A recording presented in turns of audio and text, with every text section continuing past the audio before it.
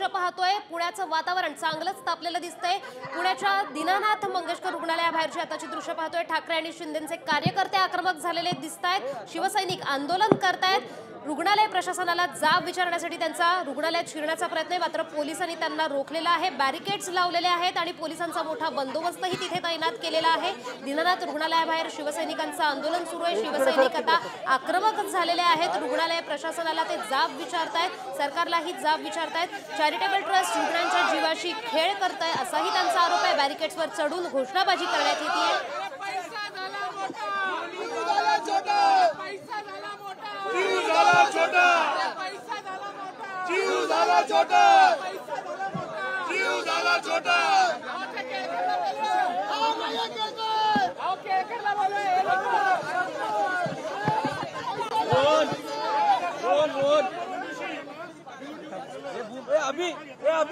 अभी बूम करना अभी